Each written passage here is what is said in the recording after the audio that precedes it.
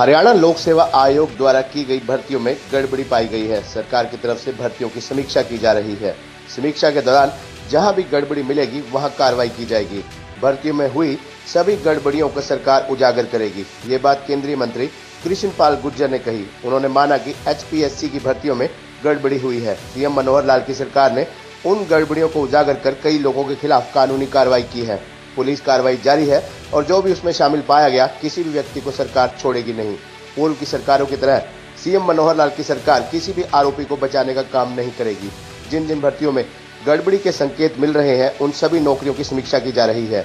केंद्रीय मंत्री ने कहा कि हेराफेरी करने वालों के खिलाफ सख्त कार्रवाई की जाएगी। गड़बड़ी पाई जाने या पेपर लीक होने पर भर्ती की प्रक्रिया पर रोक लगाकर दोबारा से कार्रवाई की जा रही है। नौकरियों में होने वाली हेराफेरी को रोकने के लिए सरकार हर संभव कार्रवाई करेगी।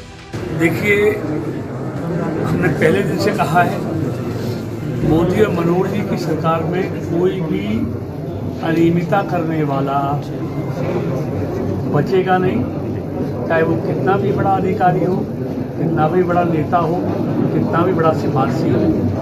जो इन सरकारों में अनियमितताएं करेगा, कानून के साथ खिलवाड़ करेगा, उसके साथ सरकार सख्ती से निपटेगी। और ये आप सब देख भी रहे हैं कि मनोहर जी की सरकार किस तरह सरकारें पहले इस तरह के बदनामी के डर से ऐसे चीज़ों को दबाती थी, लेकिन ये मनोहर जी की सरकार है जो दबाती नहीं है, चीज़ों को बोलती है और ऐसे कार्य करने वालों को दंडित करने का काम। मंत्री जी, कई और भर्तियां हैं जो अटक चुकी हैं इसी वजह से।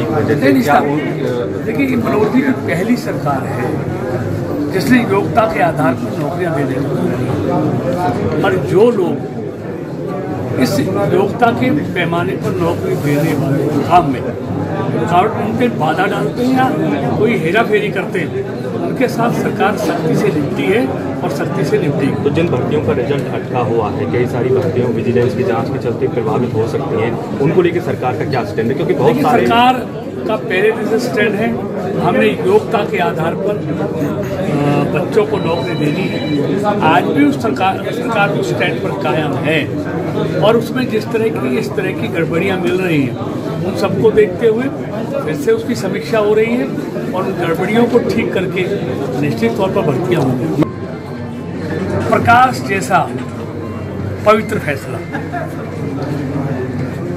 जिसको हम कुछ किसानों को समझाने में असफल रहे, समझा नहीं पाए या वो समझ नहीं पाए, इस कारण से हम उस फैसले को वापस ले रहे हैं। अब प्रधानमंत्री जी ने कैबिनेट में फैसला हो गया है, 29 तारीख को से जो लोकसभा का सत्र शुरू हो रहा है उसमें उस बिल को रिपील कर दिया जाएगा, ख़त्म कर दिया जाएगा।